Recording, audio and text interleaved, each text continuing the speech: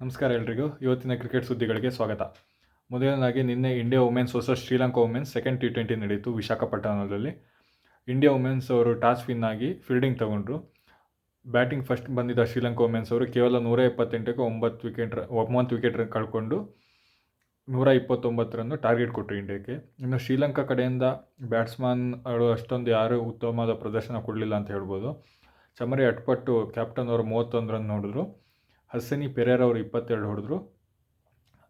ಹರ್ಷಿತಾ ಸಮರವಿಕ್ರಮ್ ಅವರು 33 ರನ್ ಹೊಡೆದ್ರು ಅಂತ ಹೇಳ್ಬೋದು. ಇನ್ನು ಉಳಿದ ಬ್ಯಾಟ್ಸ್ಮನ್ 1 ಅಂಕಿ 2 ಅಂಕಿ ರನ್ಗಳಿಗೆ ಔಟ್ ಆದರು ಅಂತ ಹೇಳ್ಬೋದು. ಇನ್ನು ಇಂಡಿಯಾ ಪರ ಉತ್ತಮ ಬಾಲಿಂಗ್ ನೀಡಿದ ಕ್ರಾಂತಿ ಗೌಡ್ ಹಾಗೂ ಸ್ನೇಹ ರಾಣಾ ಅವರು 1 ವಿಕೆಟ್ ತಗೊಂಡ್ರು. ಹಾಗೂ ವೈಷ್ಣವಿ ಶರ್ಮಾ ಹಾಗೂ ಶ್ರೀಚರಣಿ ಅವರು 2 ವಿಕೆಟ್ ತಗೊಂಡ್ರು. ಇನ್ನು ಇದನ್ನು ಚೇಸ್ ಮಾಡಲು ಬಂದ ಇಂಡಿಯಾ ವುಮೆನ್ಸ್ ಅವರು ಕೇವಲ 11.5 ಓವರ್ಗಳಲ್ಲಿ 3 ವಿಕೆಟ್ ಕಳೆದುಕೊಂಡು 129 ರನ್ ಹೊಡಿತು ಅಂತ ಹೇಳ್ಬೋದು. ಸ್ಮೃತಿ ಮಂದಾನ್ ಅವರು 14 ರನ್ ಹೊಡೆದ್ರು. ಆದರೆ ಇಲ್ಲಿ ಶಿಫಾಲಿ ವರ್ಮಾ ಅವರು 34 ಬಾಲಿಗೆ 69 ರನ್ ಹೊಡೆದು ಮ್ಯಾನ್ ಆಫ್ ದ ಮ್ಯಾಚ್ ಕೂಡ ಪಡ್ಕೊಂಡ್ರು. ಇವರು ಸ್ಟ್ರೈಕ್ ರೇಟ್ ಮೋರ್ ದ್ಯಾನ್ 200 ಇತ್ತು. ಇನ್ನು ಜೆಮಿಯಾ ರೂಡಿಗ್ರೆಸ್ ಅವರು 26,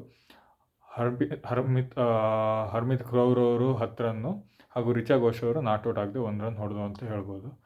ಇನ್ನು ಅವರು ಶ್ರೀಲಂಕಾ ಕಡೆ ಮದರ, ಕವಿಂಡಿ ಹಾಗೂ ದಿಲ್ಹರಿ ತಲಾ 1 ವಿಕೆಟ್ ಪಡೆದುಕೊಂಡ್ರು ಅಂತ ಹೇಳ್ಬೋದು. ಈ 5 ಮ್ಯಾಚ್ ಸರಣಿಯಲ್ಲಿ ಇಂಡಿಯಾ 2-0 ಲೀಡ್ ತಗೊಂಡಿದೆ. ಇನ್ನು ಮೂರು ಪಂದ್ಯಗಳು ಬ್ಯಾಲೆನ್ಸ್ ಇದೆ. ಇನ್ನು ಇವತ್ತು BBL ಯಾವುದೇ ಮ್ಯಾಚ್ ಇರಲಿಲ್ಲ. ಒಂದು 3 days ಕಂಪ್ಲೀಟ್ ರೆಸ್ಟ್ ಇದೆ BBLಗೆ. ಇದು 27ನೇ ತಾರೀಕಿಂದ ಸ್ಟಾರ್ಟ್ ಆಗುತ್ತೆ ರೀಸ್ಟಾರ್ಟು. ಇನ್ನು ಇಂಟರ್ನ್ಯಾಷನಲ್ ಲೀಗ್ 2020 UAE ದುಬೈಲಿ ನಡೀತಿರೋದು, ಅಬುದಾಬಿ ದುಬೈಲಿ ನಡೀತಿರೋದು 26ನೇ ಮ್ಯಾಚ್ ಇತ್ತು ನಿನ್ನೆ. Mumbai Emirates versus Gulf Giants. ನಿನ್ನೆ ಫಸ್ಟ್ ಟಾಸ್ ವಿನ್ ಆದ ಮುಂಬೈ ಎಮಿರೇಟ್ಸ್ ಅವರು ಬಾಲಿಂಗ್ ತೊಗೊಂಡ್ರು. ಬ್ಯಾಟಿಂಗ್ ಬಂದ ಗಲ್ಫ್ ಗೈನ್ಸ್ ಅವರು 20 ಓವರ್ಗಳಲ್ಲಿ 6 ವಿಕೆಟ್ ಕಳೆದುಕೊಂಡು 141 ರನ್ ಗಳಿಸ್ತು. ಇವರ ಕಡೆ ಮೊಯಿನ್ ಅಲಿ ಅವರು 51 ರನ್ ಹೊಡೆದ್ರು. ಆದರೆ 48 ಬಾಲಿಗೆ 51 ರನ್ ಹೊಡೆದ್ರು. ಸ್ಟ್ರೈಕ್ ರೇಟ್ ಕೇವಲ 106 ಇತ್ತು ಅಂತ ಹೇಳ್ಬೋದು. ಇನ್ನು ಉಳಿದ ಬ್ಯಾಟ್ಸ್ಮನ್ಗಿಂತ ಅಷ್ಟೊಂದು ಯಾವುದೇ ಒಳ್ಳೆ ಬ್ಯಾಟಿಂಗ್ ಪ್ರದರ್ಶನ ಬಂದಿಲ್ಲ. ವೆಸ್ಟ್ ಇಂಡೀಸ್ನ ಕೇಲ್ ಮೇಯರ್ಸ್ ಅವರು 18 ಬಾಲಿಗೆ 28 ಹೊಡೆದ್ರು ಅಂತ ಹೇಳ್ಬೋದು. ಇನ್ನು ಬಾಲರ್ಸ್ಗಳಲ್ಲಿ ರೊಮಯ್ಯ ಶೆಪರ್ಡ್ ಅವರು ಹಾಗೂ ಫಲಕ್ ಫರೂಕಿ ಅವರು ತಲಾ 2 ವಿಕೆಟ್ ಕಳ್ಕೊಂಡು ಉತ್ತಮ ಬಾಲಿಂಗ್ ಪ್ರದರ್ಶನ ಕೊಟ್ಟರು ಅಂತ ಹೇಳ್ಬೋದು. ನೆಕ್ಸ್ಟು ಚೇಸಿಂಗ್ ಮಾಡಲು ಬಂದ ಮುಂಬೈ ಎಮಿರೇಟ್ಸ್ ಅವರು ಕೇವಲ 16.3 ಓವರ್ಗಳಲ್ಲಿ 2 ವಿಕೆಟ್ ಕಳೆದುಕೊಂಡು 142 ರನ್ಗಳನ್ನು ಚೇಸ್ ಮಾಡೋದು ಅಂತ ಹೇಳ್ಬೋದು. ಇನ್ನು ಮೊಹಮ್ಮದ್ ವಾಸಿಮ್ ಅವರು 42 ಬಾಲಿಗೆ 59 ರನ್ ಹೊಡೆದ್ರು, ನಾಟ್ಔಟ್ ಆಗದೆ. ಇವರ ಉತ್ತಮ ಬ್ಯಾಟಿಂಗ್ ಪ್ರದರ್ಶನಕ್ಕೆ ಮ್ಯಾನ್ ಆಫ್ ದ ಮ್ಯಾಚ್ ಕೂಡ ಸಿಕ್ತು. ಇನ್ನು ಜಾನಿ ವೆಸ್ಟೋ ಹಾಗೂ ಟಾಮ್ ಬ್ಯಾಂಟನ್ ಅವರು ಕೇವಲ 0 ರನ್ಗೆ ಔಟ್ ಆದರು. ನಿಕೋಲಸ್ ಪೂರನ್ ಅವರು ನಾಟ್ಔಟ್ ಆಗದೆ 69 ರನ್ ಹೊಡೆದ್ರು 49 ಬಾಲಿಗೆ. ಒಳ್ಳೆ ಬ್ಯಾಟಿಂಗ್ ಮಾಡಿದ್ರು ಪೂರನ್ ಹಾಗೂ ವಾಸಿಮ್ ಅಂತ ಹೇಳ್ಬೋದು. ಮುಂಬೈ ಎಮಿರೇಟ್ಸ್ ಅವರು 8 ವಿಕೆಟಿಂದ ಈ ಮ್ಯಾಚನ್ನು ಗೆದ್ದುಕೊಂಡ್ರು ಅಂತ ಹೇಳ್ಬೋದು. ಇನ್ನು ಇವತ್ತಿಂದ ವಿಜಯ್ ಹಜಾರೆ ಟ್ರೋಫಿ ಸ್ಟೋರ್ ಆಯಿತು. ತಲಾ 8 ತಂಡಗಳ 14 ಟೇಬಲ್ ಇದೆ. ಎಲ್ಲ ಟೇಬಲಲ್ಲಿ 8 ಟೀಮ್ ಇದೆ. ಒಟ್ಟು 32 ಟೀಮ್ ಇದ್ದಾವೆ. ಅದು ಎಲೈಟ್ ಅಂತ ಕೇಳ್ತಾರೆ. ಇನ್ನು ಪ್ಲೇಟಲ್ಲಿ 6 ತಂಡಗಳಿದ್ದಾವೆ. ಇವತ್ತು 16 ಪಂದ್ಯಗಳು ನಡೀತು ಅಂತ ಹೇಳ್ಬೋದು. ಅದರಲ್ಲಿ ಫಸ್ಟ್ನೇದಾಗಿ ನಮ್ಮ ಕರ್ನಾಟಕ ಜಾರ್ಖಂಡ್ ಮೇಲೆ 5 ವಿಕೆಟಿಂದ ವಿನ್ ಆಯಿತು ಅಂತ ಹೇಳ್ಬೋದು. ಇವರು ಸೈಯದ್ ಮುಷ್ತಾಕ್ ಅಲಿಲೂ ಜಾರ್ಖಂಡ್ನ ಫೇಸ್ ಮಾಡಿದರು 2020. ಅಲ್ಲಿ ಅಂಕುಲ್ ಡ್ರೈವರ ಸಿಂಗಲ್ ಹ್ಯಾಂಡಲ್ಲೇ ಮ್ಯಾಚನ್ನ ವಿನ್ ಮಾಡಿಸಿದ್ರು. ಅದು ಮ್ಯಾಚ್ ಫುಲ್ಲು ಕರ್ನಾಟಕ ಪರವಾಗಿತ್ತು. ಬಟ್ 93 ಸಮಥಿಂಗ್ ಹೊಡೆದು ನಾಟ್ಔಟ್ ಆಗದೆ ವಿನ್ ಮಾಡಿಸಿದ್ರು. ಇಲ್ಲಿ ಅದೊಂದು ಆ ಮ್ಯಾಚಿಗೆ ಟಕ್ಕರ್ ಕೊಡೋವಂಥ ಮ್ಯಾಚ್ ಇದಾಗಿತ್ತು ಅಂತ ಹೇಳ್ಬೋದು. ಯಾಕಂದರೆ ಟಾಸ್ ವಿನ್ ಆಗಿ ಕರ್ನಾಟಕ ಅವರು ಬಾಲಿಂಗ್ ತಗೊಂಡ್ರು. ಇದು ನರೇಂದ್ರ ಮೋದಿ ಸ್ಟೇಡಿಯಂ ಮಹಾಮಂಬಾದಲ್ಲಿ ನಡೀತಾ ಇರೋದು. ಇನ್ನು ಜಾರ್ಖಂಡ್ ಅವರು 50 ಓವರಿಗೆ 412 ರನ್ನಿಗೆ 9 ವಿಕೆಟ್ ಕಳ್ಕೊಂಡ್ರು ಅಂತ ಹೇಳ್ಬೋದು. ಇವ್ರ ಕಡೆ ಅತ್ಯುತ್ತಮ ಬ್ಯಾಟಿಂಗ್ ಪ್ರದರ್ಶನ ಮಾಡಿದ ವಿರಾಟ್ ಸಿಂಗ್ 88 ರನ್ ಹೊಡೆದ್ರು. ಕುಶಾಗ್ರಹ ಅವರು 63 ರನ್ ಹೊಡೆದ್ರು. ಇನ್ನು ಈ ರೀಸೆಂಟಾಗಿ T20ಗೆ ವರ್ಲ್ಡ್ ಕಪ್ಪಿಗೆ ಸೆಲೆಕ್ಟ್ ಆಗಿರುವಂಥ ಇಶಾಂತ್ ಕಿಶನ್ ಅವರು 33 ಬಾಲಿಗೆ ಸೆಂಚುರಿ ಹೊಡೆದ್ರು.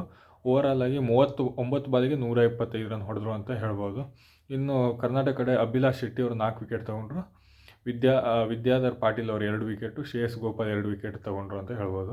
ಇನ್ನು ಚೇಸಿಂಗ್ ಮಾಡಿದ ಕರ್ನಾಟಕ ಉತ್ತಮವಾದ ಪ್ರದರ್ಶನ ಕೊಡ್ತು ಅಂತ ಹೇಳ್ಬೋದು. 47.3 ಓವರ್ಗಳಲ್ಲಿ 5 ವಿಕೆಟ್ ಕಳ್ಕೊಂಡು 413 ರನ್ನನ್ನು ಚೇಸ್ ಮಾಡೋದು ಅಂತ ಹೇಳ್ಬೋದು. ಇನ್ನು ಕರ್ನಾಟಕ ಕಡೆ ಎಲ್ಲ ಬ್ಯಾಟ್ಸ್ಮನ್ಗಳು ಒಂದು ಉತ್ತಮ ರೀತಿಯ ಕಾಂಟ್ರಿಬ್ಯೂಷನ್ ಕೊಟ್ಟರು ಅಂತ ಹೇಳ್ಬೋದು. ಮಯಾಂಕ್ ಅಗರ್ವಾಲ್ 54 ರನ್ ಹೊಡೆದ್ರು. ದೇವದತ್ ಪಡಿಕ್ಕಲ್ ಅವರು 118 ಬಾಲಿಗೆ 147 ಹೊಡೆದು ಮ್ಯಾನ್ ಆಫ್ ದ ಮ್ಯಾಚ್ ತೊಗೊಂಡ್ರು. ಇನ್ನು ಕರಣ್ ನಾಯರ್ ಅವರು 29, ಸಮ್ರನ್ ರವಿಚಂದ್ರನ್ ಅವರು 27, ಕೃಷ್ಣರಾಜನ್ ಶ್ರೀಜಿತ್ ಅವರು 38, ಅಭಿನವ್ ಮನೋಹರ್ ಅವರು 56 ಹಾಗೂ ಧ್ರುವ್ ಪ್ರಭಾಕರ್ ಅವರು 40 ರನ್ ಹೊಡೆದ್ರು ಅಂತ ಹೇಳ್ಬೋದು. ಇಲ್ಲಿ ಎಲ್ಲರದ್ದು ಸ್ಟ್ರೈಟೆಡ್ 100+ ಇತ್ತು ಅಂತ ಹೇಳ್ಬೋದು. ಹಾಗಾಗಿ 2 ಪಾಯಿಂಟ್ಸ್ ಈ ಮ್ಯಾಚ್ ಗೆಲ್ಲೋ ಮೂಲಕ ಕರ್ನಾಟಕ 2 ಪಾಯಿಂಟ್ಸ್ ತಗೊಂಡು ಒಂದು ಈ ಸೀರೀಸ್ನಲ್ಲಿ ಉತ್ತಮವಾದ ಪ್ರದರ್ಶನ ಸ್ಟಾರ್ಟ್ ಮಾಡ್ತು ಅಂತ ಹೇಳ್ಬೋದು. ಇನ್ನು ನೆಕ್ಸ್ಟು ಕೆಲವು ಪ್ರಮುಖ ಪಂದ್ಯಗಳು ಗಮನಿಸೋದಾದರೆ ಆಂಧ್ರ ವರ್ಸಸ್ ಡೆಲ್ಲಿ ಮ್ಯಾಚು ಒಂದು ಒಳ್ಳೆಯ ಪಂದ್ಯ ಆಗಿತ್ತು. ಯಾಕಂದರೆ ಇದರಲ್ಲಿ ವಿರಾಟ್ ಕೊಹ್ಲಿ, ರಿಷಬ್ ಪಂತ್ ಎಲ್ಲ ಆಡ್ತಾಯಿದ್ರು. ಫಸ್ಟು ಬ್ಯಾಟಿಂಗ್ ಆಯ್ದುಕೊಂಡು ಡೆಲ್ಲಿ ಟಾಸ್ ವಿನ್ ಆಗಿ ಬಾಲಿಂಗ್ ತಗೊಂಡ್ಕೊಂಡ್ರು. ಆಂಧ್ರ ಕೇವಲ 298 ರನ್ ಹೊಡೆದ್ರು 8 ವಿಕೆಟ್ಗೆ 50 ಓವರ್ಗಳಿಗೆ. ಇವ್ರ ಕಡೆ ರಿಕ್ಕಿ ಭುವಿ ಅವರು 172 ರನ್ ಹೊಂಡು ಒಳ್ಳೆ ಪ್ರದರ್ಶನ ಕೊಟ್ಟರು. ಇನ್ನು ಸಿಮರನ್ಜಿತ್ ಸಿಂಗ್ ಅವರು 5 ವಿಕೆಟ್ ತೊಗೊಂಡ್ರು. ಈ ಪ್ರದರ್ಶನಕ್ಕೆ ಅವ್ರಿಗೆ ಮ್ಯಾಚ್ ಕೂಡ ಸಿಕ್ತು ಅಂತ ಹೇಳ್ಬೋದು. ಇನ್ನು ಪ್ರಿನ್ಸ್ ಯಾದವ್ ಕೂಡ 3 ವಿಕೆಟ್ ತೊಗೊಂಡ್ರು ಅಂತ ಹೇಳ್ಬೋದು. ಇದನ್ನು ಚೇಸಿಂಗ್ ಮಾಡಲು ಬಂದ ಡೆಲ್ಲಿ ಕೇವಲ 37.4 ಓವರ್ಗಳಲ್ಲಿ 6 ವಿಕೆಟ್ ಕಳ್ಕೊಂಡು 300 ರನ್ ಹೊಡೆದ್ರು ಅಂತ ಹೇಳ್ಬೋದು.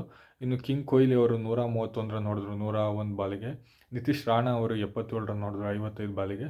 ಪ್ರಿಯಾಂಶ್ ಆರ್ಯ ಅವರು 74 ರನ್ ಹೊಡೆದ್ರು 44 ಬಾಲಿಗೆ.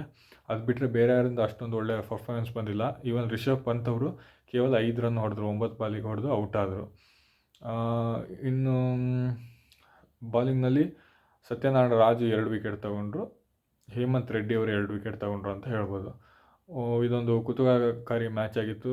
ಆಫ್ಟರ್ 15 ವರ್ಷದ ನಂತರ ಕೊಹ್ಲಿ ಅವರು ವಿಜಯ್ ಹಜಾರೆ ಆಡ್ತಾ ಇದ್ದಾರೆ. ಹಾಗಾಗಿ ಮ್ಯಾಚ್ ಒಂದು ಕುತೂಹಲಕಾರಿ ಮ್ಯಾಚ್ ಆಗಿತ್ತು ಅಂತ ಹೇಳ್ಬೋದು. ಇನ್ನು ಮುಂಬೈ ವರ್ಸಸ್ ಸಿಕ್ಕಿಂ ಮ್ಯಾಚ್ ಕೂಡ ಚೆನ್ನಾಗಿತ್ತು. ಯಾಕಂದರೆ ಇದರಲ್ಲಿ ರೋಹಿತ್ ಶರ್ಮಾ ಅವರು ಆಡ್ತಾ ಇದ್ದಾರೆ ಮುಂಬೈ ಪರವಾಗಿ. ಸೊ ಸಿಕ್ಕಿಮು ಟಾಸ್ ವಿನ್ ಆಗಿ ಬ್ಯಾಟಿಂಗ್ ತಂದುಕೊಳ್ತು. ಜೈಪುರದಲ್ಲಿ ಮ್ಯಾಚ್ ನಡೀತಾ ಇರೋದು. ಇನ್ನು ಅಷ್ಟೊಂದು ಒಳ್ಳೆ ಸ್ಕೋರ್ ಏನು ಮಾಡಿಲ್ಲ ಸಿಕ್ಕಿಂ ಅಂತ ಹೇಳ್ಬೋದು. 50 ಓವರಿಗೆ 236ಕ್ಕೆ 7 ರನ್ ಹೊಡೆದು 7 ವಿಕೆಟ್ 236 ಹೊಡೆದ್ರು 7 ವಿಕೆಟ್ ಕಳ್ಕೊಂಡ್ರು. ಆಶೀಶ್ ತಾಫಾ ಅವರು 79 ರನ್ ಹೊಡೆದು ಒಂದು ಒಳ್ಳೆ ಪರ್ಫಾರ್ಮೆನ್ಸ್ ಕೊಟ್ಟರು ಅಂತ ಹೇಳ್ಬೋದು. ಇನ್ನು ಮುಂಬೈ ಕಡೆ ಠಾಕೂರ್ ಕ್ಯಾಪ್ಟನ್ ಅವರು 2 ವಿಕೆಟ್ ತೊಗೊಂಡ್ರು. ಮತ್ತು ಉಳಿದ ಬಾಲರ್ಗಳು ತಲಾ 1 ವಿಕೆಟ್ ತೊಗೊಂಡ್ರು. ಉತ್ತಮ ಪ್ರದರ್ಶನ ಕೊಟ್ಟರು ಅಂತ ಹೇಳ್ಬೋದು. ಇನ್ನು ಚೇಸಿಂಗ್ ಬಂದ ಮುಂಬೈ ಕೇವಲ 30.3 ಓವರ್ಗಳಲ್ಲಿ 2 ವಿಕೆಟ್ ಕಳೆದುಕೊಂಡು 237 ರನ್ ಚೇಸ್ ಮಾಡಿದ್ರು ಅಂತ ಹೇಳ್ಬೋದು. ಇದರಲ್ಲಿ ರೋಹಿತ್ ಶರ್ಮಾ ಅವರು ಅತ್ಯುತ್ತಮವಾದ ಬ್ಯಾಟಿಂಗ್ ಮಾಡಿ ಒಂದು ಮ್ಯಾಚ್ ತೊಗೊಂಡ್ರು ಅಂತ ಹೇಳ್ಬೋದು. 155 ರನ್ ಹೊಡೆದು 94 ಬಾಲಿಗೆ. ಮುಷೀರ್ ಖಾನ್ ಅವರು 27 run not out. Sarfaraz Khan 8 run not out ಹೊಡೆದ್ರು.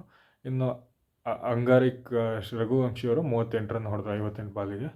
ಇಲ್ಲಿ ರೋಹಿತ್ ಶರ್ಮಾ ಅವರು ಒಂದು ಉತ್ತಮವಾದ ಬ್ಯಾಟಿಂಗ್ ಪ್ರದರ್ಶನ ಕೊಟ್ಟರು ಅಂತ ಹೇಳ್ಬೋದು. ಸೊ ಕೊಹ್ಲಿ ಮತ್ತು ರೋಹಿತ್ ಶರ್ಮಾ ಅವರು ತಮ್ಮ ಮೊದಲ ಮ್ಯಾಚಲ್ಲಿ ಉತ್ತಮವಾದ ಬಾಲಿಂಗ್ ಪ್ರದರ್ಶನ ಕೊಟ್ಟಿದ್ದಾರೆ ಇಬ್ಬರು ಅಂತ ಹೇಳ್ಬೋದು. ಇನ್ನೊಂದು ನೋಡಲೇಬೇಕಾದಂಥ ಮ್ಯಾಚ್ ಅಂದರೆ ಪ್ಲೇಟ್ ಗ್ರೂಪಲ್ಲಿ ಅರುಣಾಚಲ ಪ್ರದೇಶ್ ವರ್ಸಸ್ ಬಿಹಾರ್ ಮ್ಯಾಚ್ ಇತ್ತು. ಇದರಲ್ಲಿ ಬಿಹಾರ್ ಪರ ಆಡ್ತಿರೋ ವೈಭವ್ ಸೂರ್ಯವಂಶಿ ಅವರು ಅವರ 50 ಓವರ್ಸ್ ಕೆರಿಯರ್ನ ಫಸ್ಟ್ ಸೆಂಚುರಿ ಹೊಡೆದ್ರು ಅಂತ ಹೇಳ್ಬೋದು. ಇನ್ನು ಇದು ಆಲ್ ಓವರ್ ವರ್ಲ್ಡಲ್ಲಿ ಇದು ಅತ್ಯಂತ ಕಿರಿಯ ಏಜ್ನ ಬ್ಯಾಟ್ಸ್ಮನ್ ಸೆಂಚುರಿ ಹೊಡೆದಿದ್ದು ಅಂತ ಹೇಳ್ಬೋದು ಡೊಮೆಸ್ಟಿಕ್ ಕ್ರಿಕೆಟಲ್ಲಿ. ಅದರಲ್ಲಿ ವೈಭವ್ ಸೂರ್ಯವಂಶಿ ಅವರು ಫಸ್ಟ್ ಪ್ಲೇಸಲ್ಲಿ ಬರ್ತಾರೆ. ಅವರಿಂದ ಕೇವಲ 14 ವರ್ಷ 200 ಸಮಥಿಂಗ್ ದಿನ ಆಗಿದೆ. ಅಷ್ಟು ಏಜಿನಲ್ಲೇ ಅವರು 190 ರನ್ ಹೊಡೆದ್ರು ಅಂತ ಹೇಳ್ಬೋದು. ಇನ್ನು ಅವರು ತಗೊಂಡಿದ್ದು ಕೇವಲ 84 ಬಾಲಿಗೆ 190 ರನ್ ಹೊಡೆದು ಅಂತ ಹೇಳ್ಬೋದು. ಇನ್ನು ಆಯುಷ್ ಲೋಹರಿಯಾ, ಎಸ್ ಗಣಿ ಅವರು ಸೆಂಚುರಿ ಹೊಡೆದ್ರು. ಈ 3 ಜನರ ಉತ್ತಮ ಬ್ಯಾಟಿಂಗ್ ಪ್ರದರ್ಶನದಿಂದ ಬಿಹಾರ್ ಅವರು 574 ರನ್ ಹೊಡೆದ್ರು ಅಂತ ಹೇಳ್ಬೋದು 50 ಓವರಿಗೆ. ಇದೊಂದು ಉತ್ತಮ ರೀತಿಯ ಸ್ಕೋರ್ ಅಂತ ಹೇಳ್ಬೋದು. ಆದರೆ ಅರುಣಾಚಲ ಪ್ರದೇಶದಿಂದ ಯಾವುದೇ ರೀತಿಯ ಪ್ರತಿಸ್ಪರ್ಧೆ ಬರಲಿಲ್ಲ ಅಂತ ಹೇಳ್ಬೋದು. ಕೇವಲ 47 ಓವರಿಗೆ 170 ರನ್ಗೆ ಆಲ್ಔಟ್ ಆದರು ಅಂತ ಹೇಳ್ಬೋದು. ಇಲ್ಲಿ ಬಿಹಾರ್ 397 ರನ್ನಿಂದ ಗೆದ್ದರು ಅಂತ ಹೇಳ್ಬೋದು. ಒಂದು ಉತ್ತಮ ಮಾರ್ಜಿನಿಂದ ಗೆದ್ದರು ಅಂತ ಹೇಳ್ಬೋದು. ಇನ್ನು ಸೂರ್ಯವಂಶಿ ಅವರು ದಿನ ತಮ್ಮ ಬ್ಯಾಟಿಂಗ್ ಪ್ರದರ್ಶನದಲ್ಲಿ ಇಂಪ್ರೂವ್ ಆಗ್ತಾ ಇದ್ದಾರೆ ಅಂತ ಹೇಳ್ಬೋದು. ಸೊ ಇದಿಷ್ಟು ಇವತ್ತಿನ ಕ್ರಿಕೆಟ್ ಸುದ್ದಿ ಆಗಿತ್ತು. ಧನ್ಯವಾದಗಳು.